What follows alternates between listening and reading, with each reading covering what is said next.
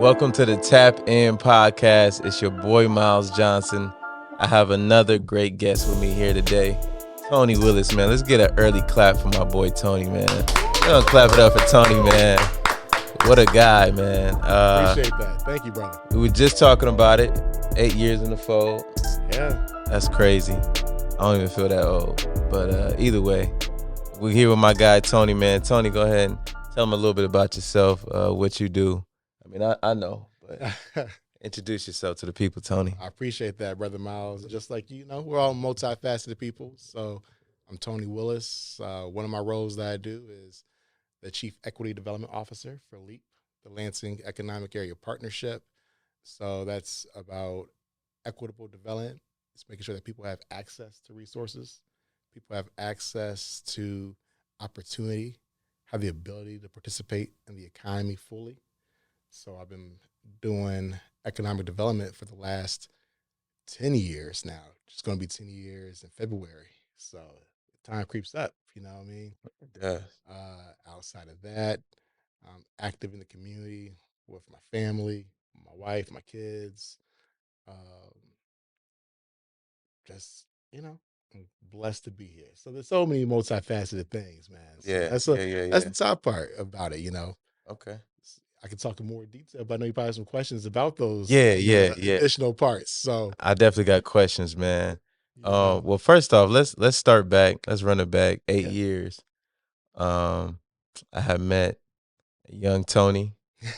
You still young, but a younger Tony. Then too. Now I'm bald. Young Tony. Yeah. And with your wife Ashley. So I always wanted to know, like, back then, were you doing the same thing? Who was Tony back then 8 years ago? 8 years ago. When you was the mentor for the Michigan Chamber of Commerce. Brothers. So that Tony was the younger Tony, still confident, but not as honed in the systems that I am now. Mm-hmm. But I was just at LEAP for 2 years then. So, okay. Before that, I was in business services at MSU Federal Credit Union for a number of years, and for 6 years actually. So really, yeah. So I did everything. I started at MSU Federal Credit Union was my first job outside of college, and so wait a minute, Tony. How old are you, man? Like you said, 6 years at MSU FCU. You got 8 years. You know what? Keep going, Tony. Ain't no way. You got to be like 15 working for MSU, bro. I appreciate that, right? What's going on? You look young still, so I'm confused. We won't say the age. Black don't crack, bro. Yeah, it don't. I'm blessed to feel that way. So, with all that in my history, I did everything at MSFC. I did everything from receptionist to teller to loan officer. I came in as an associate where they pitched in every different program, and I got into business services. So I started from literally entry door to everything up, working with business services, was at business services for 4 years before coming to LEAP. And so, but yeah, at that point in time, man, I was just getting my full understanding of what all economic development was. When I first came to be, in contact with you and our mentorship relationship, which now is just a friendship and beyond. And so at that point, when you were a part of the youth program, the youth entrepreneurial program the Michigan Chamber put on. I was still relatively new to economic development at that point in time. Okay. Yep. So, but understanding of businesses through my experience at work at the credit union, but new to the system in the realm of economic development, because like most folks in the profession, we kind of fall into it. There is very few people. I never heard of economic developer growing up. Right. So you gotta kind of, for the people that don't know, what is economic developer? What is economic development? Yeah, there's a lot of we know what economics is. It's We hope. So let's explain economics. Economics is a social science. It's a social science of how we allocate resources and how do we make sure allocate resources and talent. So economics is an actual science, a hard science, or a social science. It's not a hard science like physics, stuff like that. It's a social science. And there are different theories of economics. Got you. from capitalism, uh, Marxism to Austrian theory to the Keegan theory and beyond. There are different theories of economics, and it's hard to prove some of these theories because sciences are, you have controlled and variable. You talk about economics about large scale populations, communities, and nations. And so it's like the backdrop, right? I'm gonna put this as a backdrop. Right. So when we talk about economic development, let's talk about economics. And John Adams was the founder of economics from a book, The Wealth of Nations. And from that point all the way on to now is how we many different channels of breaking down things have led us to different parts of economics. So economic development is help spur action within the economy. We try to create growth opportunities. We try to create where businesses can expand, where entrepreneurs can develop and grow ideas, where the workforce can be activated. That's economic development. And the goal is prosperity. The Wealth of Nations, like the forefounder of economics, the book of his literature is called The Wealth of Nations. How do we develop wealthy economies? Okay. And so it goes back, this is 1700s. So relatively new. This is like the time frame for humanity is relatively new. Mhm. So, you know, We're gonna take a quick break, yo. We'll be yeah. right back.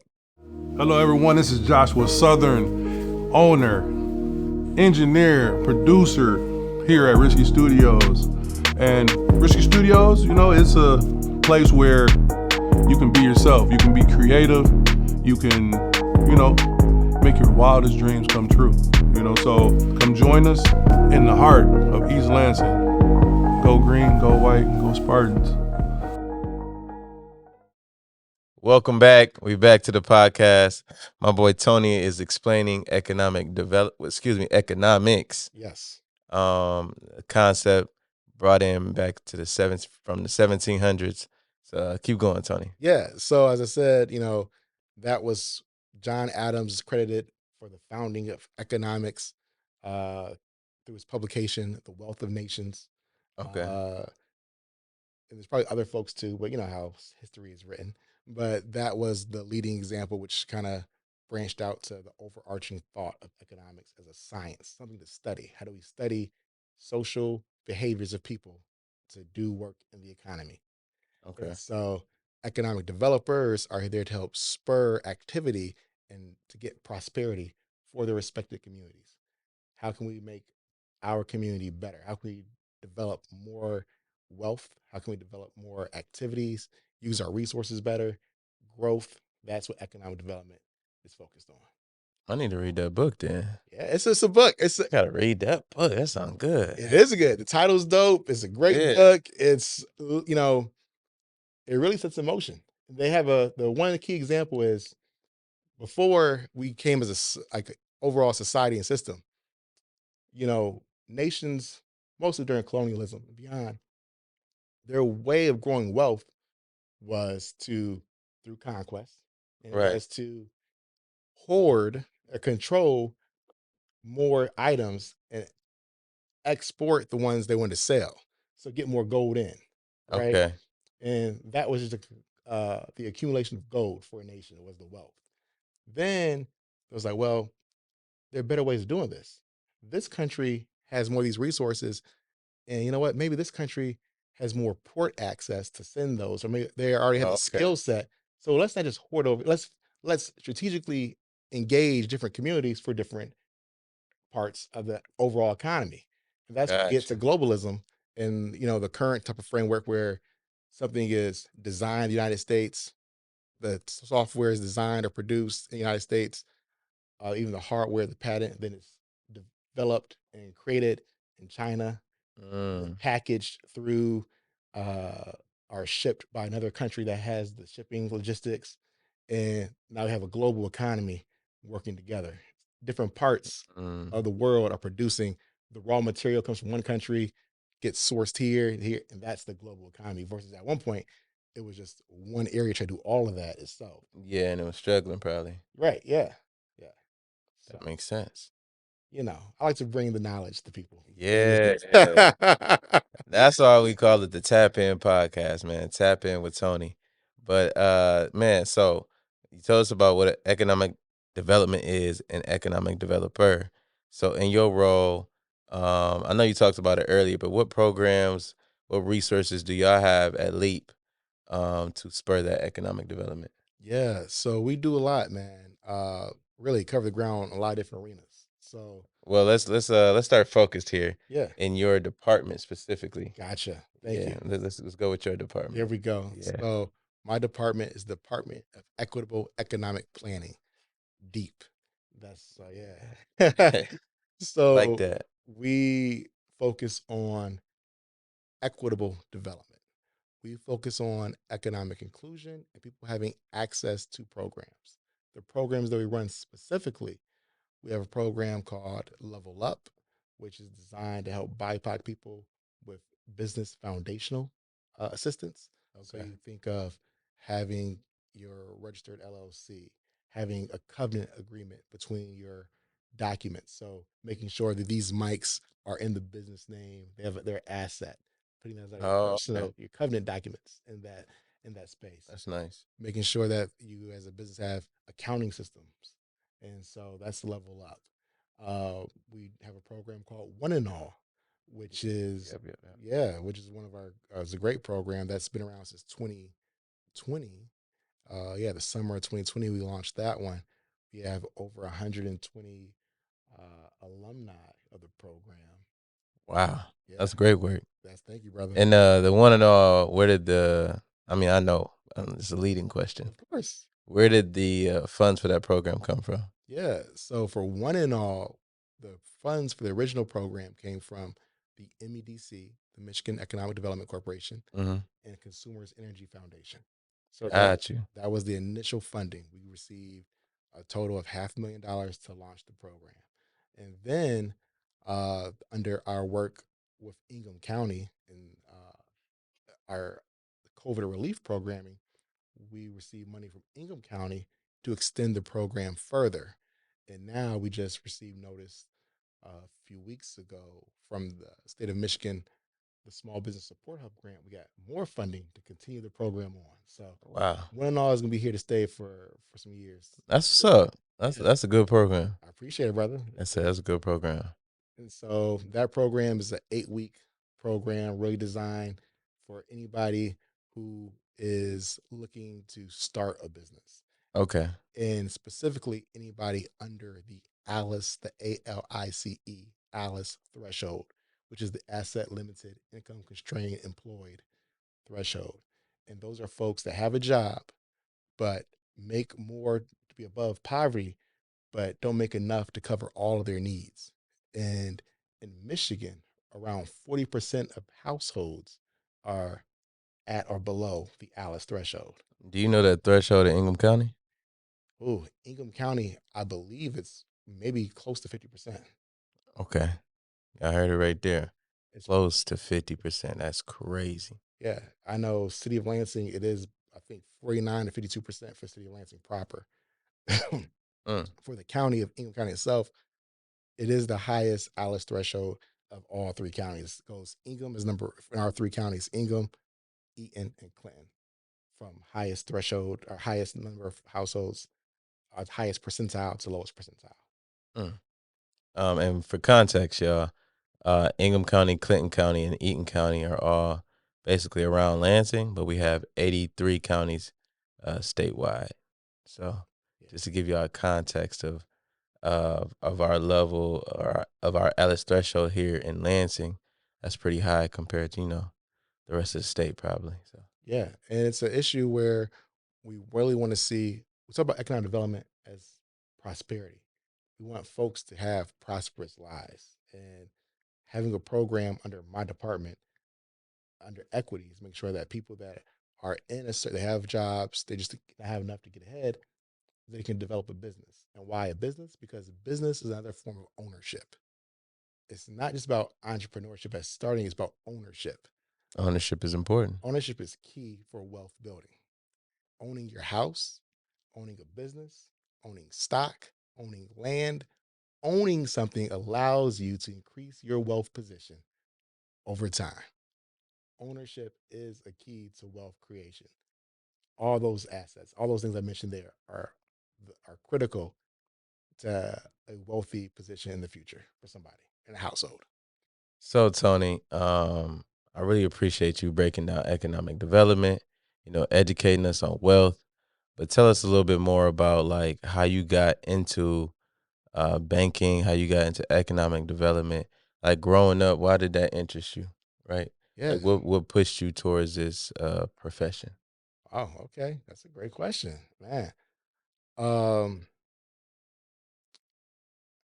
I guess one of the biggest ways that pushed me in this realm was how I was kind of raised. I have a loving family. I grew up with my grandma.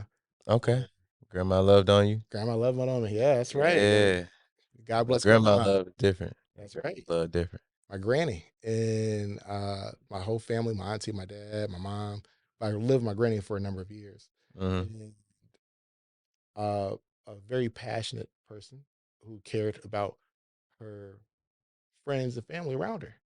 And that, seeing leading by example, you want to mimic that. I feel like that's a part of me of how I want to see the community grow Mm. because I want everybody to have the life they should and would like to have, right? And that's maybe a foundational thing who I am. And so, yeah, that's probably a foundational piece of it. Um, Came from granny, basically. oh yeah, I give Granny a pretty much most majority of the credit, as well my mom and dad, but my granny, looking for her, Mm-hmm. and my auntie as well. I'm blessed to have those people around me. What's something like your granny cook or also kind of two-part question. What's something that your granny cooked for you that you really love? What's something that she did for you that you like really appreciated as a kid?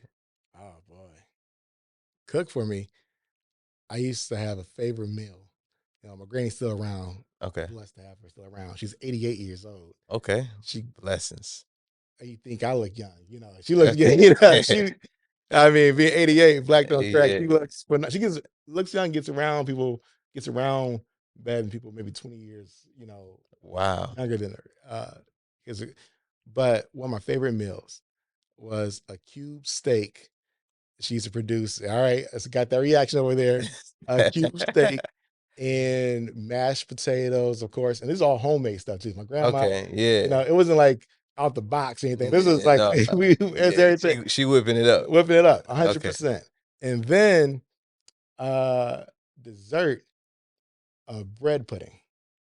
Wait. She made the cube steak with the potatoes Yeah, cube steak potatoes. and with the bread pudding. Probably had some lima beans or black eyed peas. Mm. Uh Yeah. Grandma's season. this is Yeah. This is real. candy yams, and she cut the candy yams like uh horizontal. They were long, not like cube, but Oh. long. Okay. Okay. Okay. You know what I mean? And so, and but then dessert, the bread pudding. The white bread, the raisin, cinnamon swirl bread, the stuff. Then she Mm. make uh brandy type of liquor sauce to go on top of it. So That's crazy. She was that in her bag. oh man, this is one of my That's a deep bag. bro. A brandy sauce on top. That was where it's at. And so Ooh-wee. that's one of my favorite meal. Like, is when I moved up here for high school with my dad. Mhm. And I used to come home on the weekends to see her. That was a meal that she knew I was coming. It was like all the time, but like Yeah. if I came down, that was That's the one. that was the one. That's the one. That's the That one. was the one. And uh beyond that, just doing for me, just always being somebody who cares and nurtured. And, I saw my granny, I live with my granny directly. So I wake up, we get ready, I see her, we hit the day. So she was a constant person in my time from, Okay. first grade till eighth grade. Wow. Okay. So you lived for her for a while. Yeah. Yep. So excuse me for assuming, Tony. I thought you was from Lansing. So tell us a little bit about like, where you from. Yeah. So I'm from Oak Park, Michigan. Okay. Yep. Oak Park, so right between Royal Oak and Ferndale. It's Okay. Southfield. Yep. So I put the triangle where we're at. Yeah. Now I'm seeing it. Yeah, that's right. So Oak Park was great. I enjoyed it. I rode my bike everywhere. I rode my bike to those other cities. I told you. Yeah. Probably unbeknownst to my granny. I just, I'll go as far as I He's out there in them streets with that bike. Tony hit them streets. You go call that check-in time where Yeah. you go to your friend's house, you hit the bike, you're like, we might just go wherever we want to go. And then Right. But so that's where I'm from. I came up here for high school. Went to East Lansing. Oh, you went to East Lansing? I didn't even know that. Yeah, I know. See, this is why we Wow. here. This is why we here. I went to East Lansing. A different composition of folks from Oak Park to in Oak Park. It was probably 70% Black in Oak Park. Oh, really? Okay. I thought that whole area was like suburb for real. Yeah, but still, like it's like a block. Oh, it's still black. It was like a black suburb, and like this is the time that's hard. Yeah, it was like a time white flight existed, but predominantly Oak Park was Black, Chaldean, and Jewish are the three major demographics as my part of growing up. And I think before that it was probably more predominantly Jewish, but then as folks, especially from Metro Detroit, made more money and gradually wanted a bigger house, and you move out, and that's what caused further communities to expand. Yeah. So, yep. That's where you get the Birminghams and that's exactly it. But yeah, Birmingham is a beautiful place. It is. It's a beautiful place, but it's also a completely suburbanized, created community. Crazy.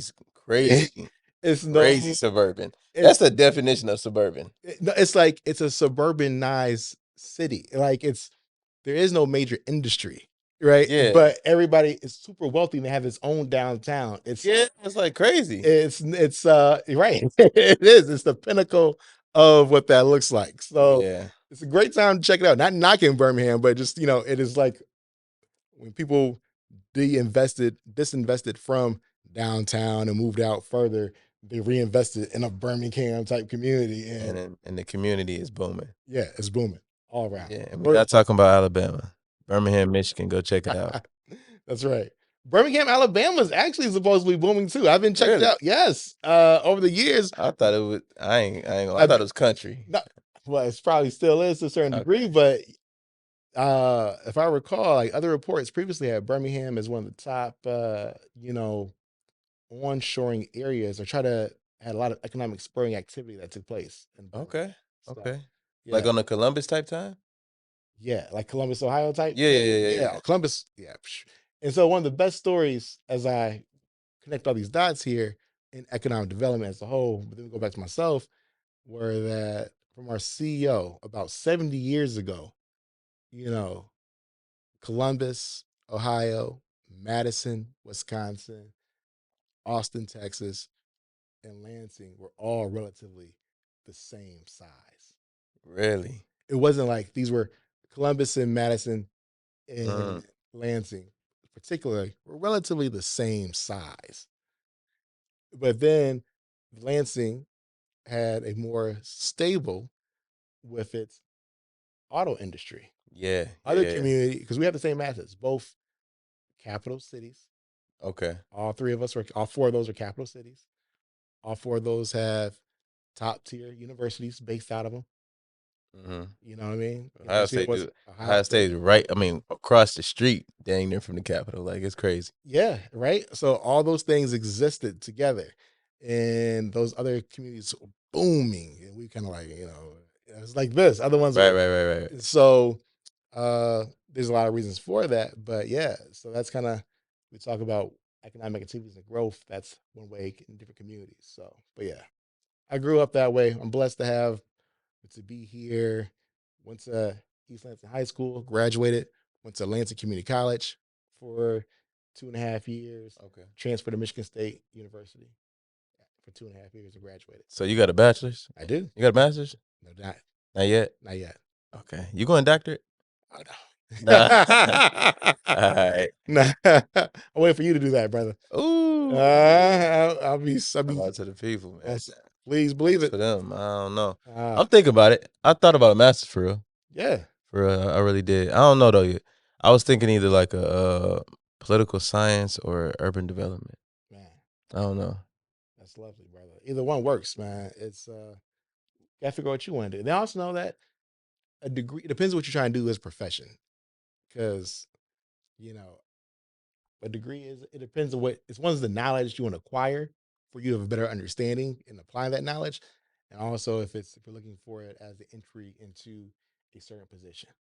But, experience, most places they say either a degree or this amount of years of experience. So at my point, being a decade into economic development, it's like, do I need this degree? Because I have the experience. Yeah. You seasoned. You seasoned, it boy. happens by the time. Like that cube steak. That's best believe. That's right. Yes, sir. Yes, sir. Yep. All right. So went to LCC, went to Michigan State. What was your degree in? Communications. Communications. He got a degree in communications. Yeah. I got a degree in advertising. See? It was in the College of Communications. That's funny. That's right. That's right. Hey, ain't nothing wrong with them communications. And I had a specialization in intercultural communication. Oh wow. So okay. So for those that don't know, what is intercultural communication? I mean, I could assume, but Right, yeah. It's consume communication is, sender receiver. That's the basics of it. Right. Those things are happening simultaneously at the same time, from visual to hearing to atmosphere.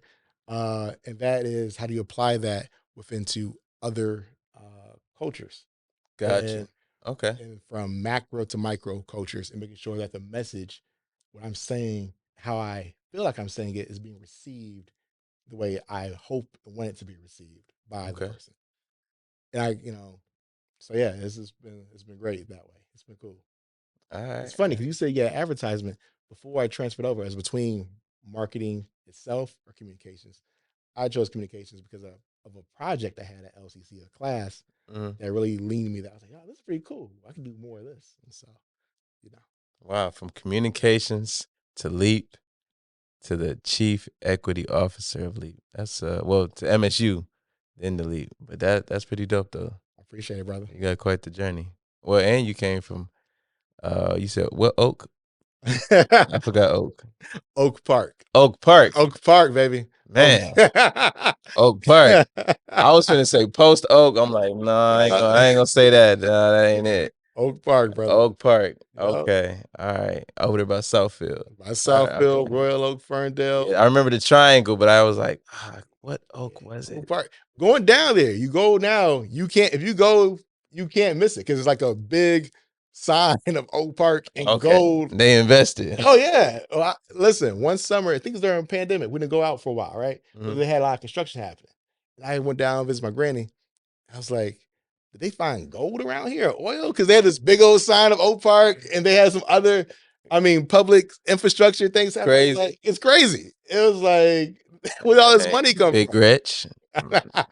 Shout out to Big Gretch, man. She doing something out there in Detroit with the Bucks on. For real. She putting on.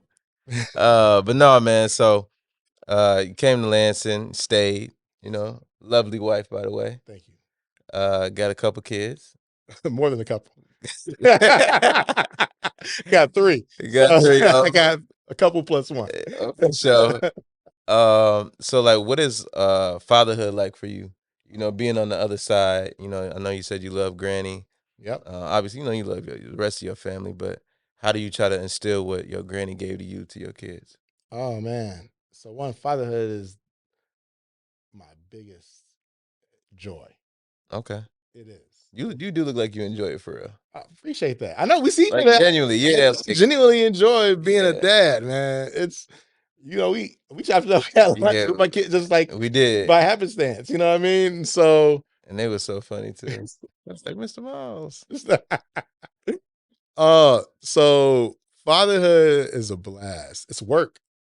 It's a blast though. Okay. It's like seeing yourself outside of yourself. Josh, it's like right, brother? Yeah.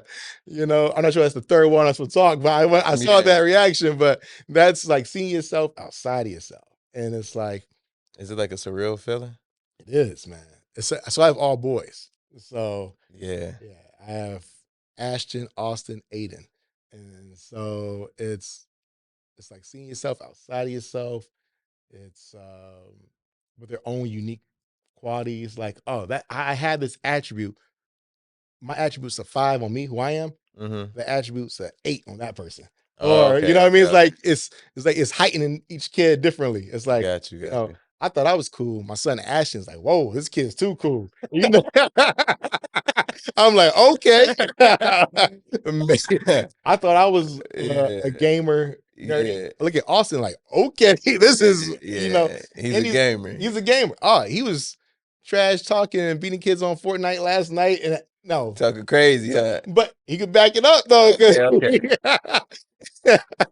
As long as he back it up, though. But it's respectfully, I got Okay. down and you know, but he was like, but he's also he plays. I never played soccer growing up, but they both played soccer. And Austin this year, man, was the all the kids are good kids. Austin was the best kid on his team. Biased, I'm his dad, but Okay. it was just No, like, was he really the best kid, though? literally the best Okay, kid. okay, okay. Because, you know, No. all right. When other parents come to me and saying, "Give the ball to Austin," Oh, okay. He like that. He like that. He's certified. I'm like, yeah, give the ball to Austin. Yeah. And Aiden, the youngest one, man, he's just How old is he? he's 5. Oh, yeah. Okay. Youngest one. So he's just the more, goofy, loving. He's just funny. He likes to be funny. And he's Yeah. really I can see that. I can see him being the humor, even if it grows up to a certain degree. I can see him want Gotcha. to play that role. So Okay. the cool kid, the nerdy kid, and the funny kid. Goofball. So, Okay. That's what's up, man. yeah. So fatherhood on that way, it's work. It's the most enjoying experience I have. It can be tiring. That's life. Anything can be. But, I consider myself blessed to have 3 amazing sons to do. I just to see them develop into the people that they should be and that God wants them to be. So Okay. If you were like to tell somebody how to get into building wealth, or somebody come to you and say, "Hey, Tony, I got a mixtape. Hey, bro, I want to start this business. yeah, Where do I start?" Right? mixtape. Okay. Yeah, Do it. like how people be like rapping. Oh yeah, Like, let's say you're a rapper. I was. You was a rapper? Bars. Oh wow. Okay. Let's say you I had you mixtapes. rapping, right? You got mixtapes too? We'll go more detail about that, but yeah, we Oh, we might have to play that in the background. See, White T Tony, man. But nah, so what's your rap name? T Dot. T Dot? T Dot. Oh, he's coming crazy. Okay. Yep. Everything. High school, We everything? won competitions. We did it all. What? Show. Oh, wow, that's hard. But let's say aspiring rapper come up to you Yes, sir. and they like, yo, listen to my mixtape, put me on. Or let's say, no, you elite, so it's Okay. different. They say, hey, I got this business I want to start. Tony, help me out. What you gonna tell them? Man, so there's so many different aspects. So being an artist and so being a rapper is artists have different streams because we producing are all your products in the market. Okay. So one is making sure they have understanding. It's not just all right. One you want to produce good quality content. So stuff got to hit right. It got to smack. You know what I mean? It got to be worthwhile. So that's first of all, right? Okay. Then understand who your market is because there's a niche for everybody. There's a niche for, we got this conscious rap, there's gangster rap, there's anime nerdy rap, there's pop rap. There's a niche for everybody. So country rap, right? So understand who are you speaking to? You're speaking of your own artistry, but who is connecting with that? Right. Then understanding I'm not as much as into the music business, but I know the different ownership of how you're disseminating your music out in the world, then which avenues are giving you the most pay back for that music. There's all different types of ways you can do this from, I haven't seen, so you said mixtape. I haven't seen like a CD mixtape in forever. Okay. But, but you can, how you want to sell it online, you can name your own price for different albums. Yeah. Nipsey Hussle famously had 1,000 albums he sold for $100 a piece. Yeah, he was going crazy for that. Right. But that was a boss move, right? To have that. La Russell out right now had He's going nuts. he's going nuts, right? And so D1 had like a name your own price feature now. Okay. I don't know D1. Another like more of a conscious Okay. yep, Josh gives a thumbs up. Yep, this is Okay, he definitely like a good D1. brother. You should definitely check him out. And Okay. there's different rights and how we can. So I would say look at the models of how these other artists are distributing their music and capturing the most profit, and how you want to invest it in yourself. If you're as an independent owner, operator, as a rapper or MC. Wow, man. I've just learned so much about you in the last 35 minutes. I got like 20 more questions, but I'm not gonna do that to you. All right. So real quick, Yes, sir. I got a dude that rap. This is not for the camera. I mean, it is for the camera, but like it's a real question. He rap, and he was wondering could he use Leap services to help like promote / market, like learn how to like market his like music. That's a great one, man. We haven't come across that type of aspect. Him, it'll be like, I wonder this. As an independent contract, like him as the artist himself, there might be a niche for us to fill a gap that way. We haven't figured out that part, honestly. You might go crazy because, like, I mean, I think about it like you said, as the artist, as the contractor, he could create clothes, he could host events. So that might technically be a business. I mean, I don't know, but I have to look into it further, but I like the concept where we're going here because, at Leap, we have supported other parts like placemaking. We supported a poet laureate program for a number of years. okay. We supported like art grant infrastructure. We understand the artists tell a story and portray the community in certain ways that helps create that interconnection of the community. So, I mean, it's something there, man. Honestly, I'm trying to think right now as is. I'm not quite sure, but that might be an area that there's a gap that we could try to fill some way at Sleep. It was a partner organizations. Okay. I would tell this individual, depends on where he's at, get involved and connect with some people, maybe with all the above, and talk to Oze and understanding some of the music backdrop, or talk to Mikey, get some understanding of the music business itself, as well as producing the content. Talk to Josh, whether here at the studio in the space to be. So there, I mean, Yeah, I'll connect him to you. I mean, those are some opportunities right now that for folks that have more experience in the music industry than Leap has, just for traditional business development infrastructure. Got you. Okay. No problem. Well, It's a real question. I like that. That's yeah. I had thought about it because he had hit me up, and I was like, I don't even. Then as you were talking, I was thinking about it too. Like a lot of people come up to me with their music, not like put me on, but like listen to it, or I know guys that make beats. You know what I'm saying? So My best friend made beats. So that's how he's my best friend. He never, I mean, we met in high school. He was that kid, hoodie on, didn't want to talk to nobody. yeah, I just moved new to here. I was brand new. I was like, you know what? We'll be best friends. And boom, he did not want a best friend. Now we best friends. wow. And That's what's up. yeah. And that's how T-Dot started. That's how T-Dot started. The whole squad. It's a whole squad. Wow. So y'all was like top dog? That's what y'all was on? Maybe a little bit like the Locks too. Okay. It was a group of us. It was a brotherhood. That's what's up. Yeah. That's what's up. Basement squad. Basement squad? Yep. Okay.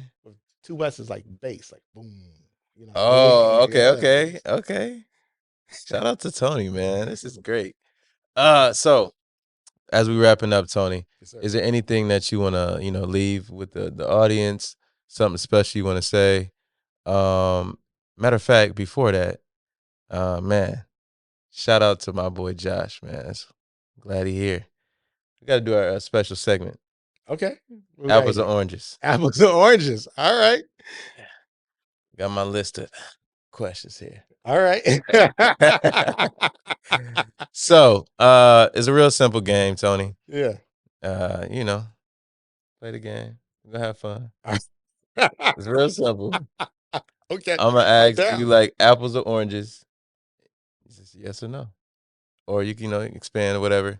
Then I'm gonna be like, shoes or boots. You just say shoes. Is there any meaning here? Yeah. Okay. Yeah. No. The meaning of it behind it is I like to, switch it up. so that we can have fun Yeah. and just kind of like be loose. We weren't already, right? Well, this episode was a little different from previous episodes. So. Okay, gotcha. But still, you know, I like to have fun on the podcast. So Let's do it. really just have fun. Yeah. That's it. But anyway, apples or oranges? Apples or oranges? Man. I'm going to go with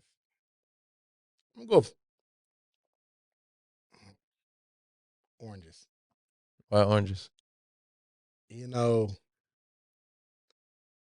I'm thinking of summertime, bro. I'm thinking like clementines or big oranges. You can just it's refreshing. You know what I mean? It is. You know, that's what I'm thinking right there. Apples are a fall, are a fall fruit.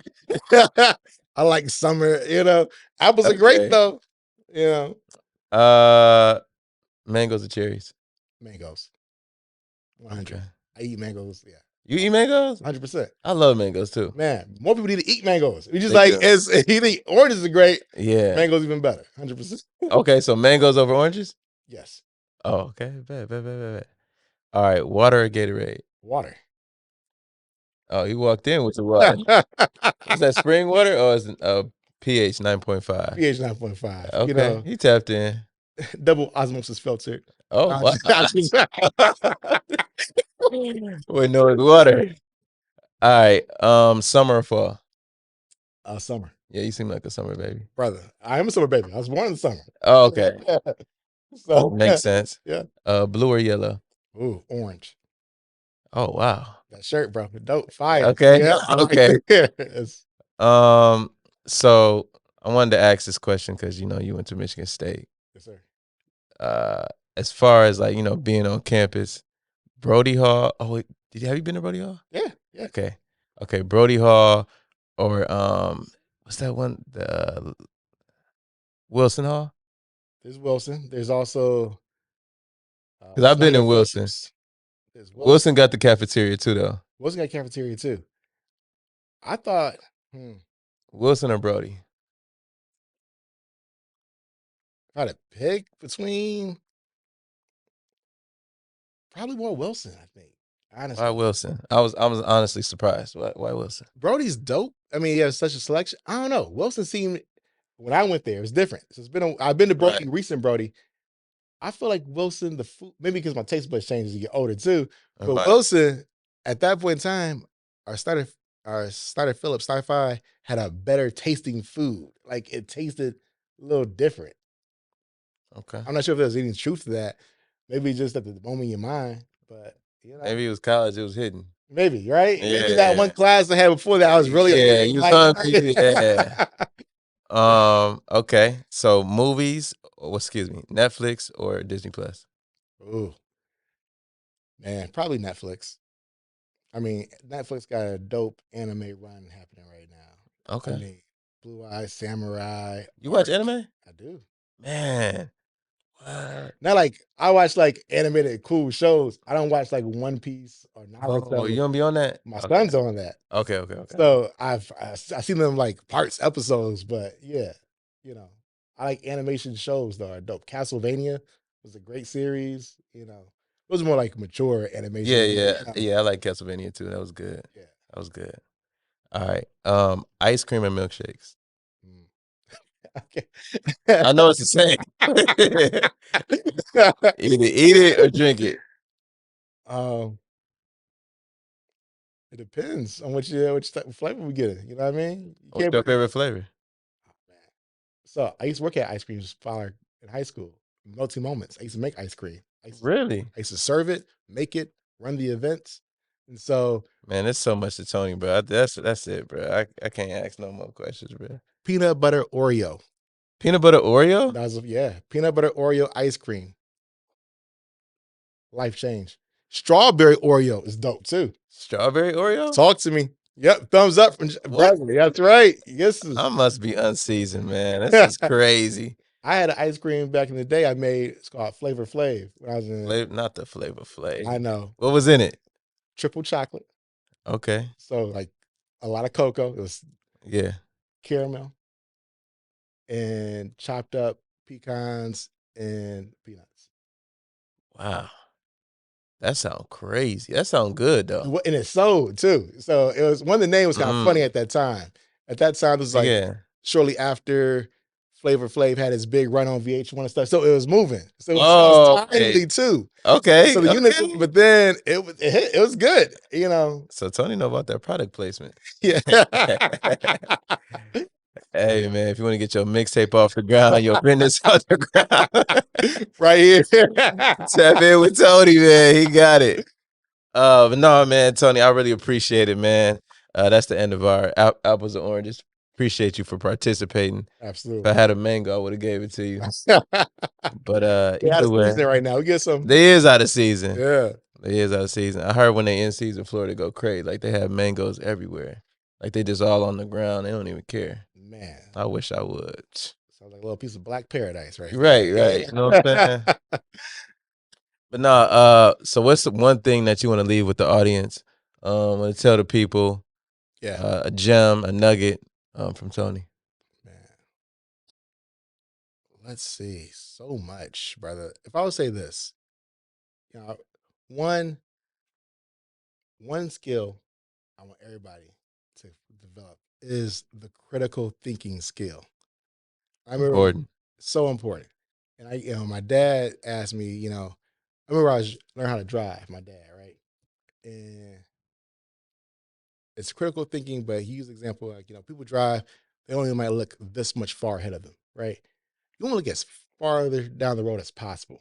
So you can see all the opportunity, what could go wrong while you're driving.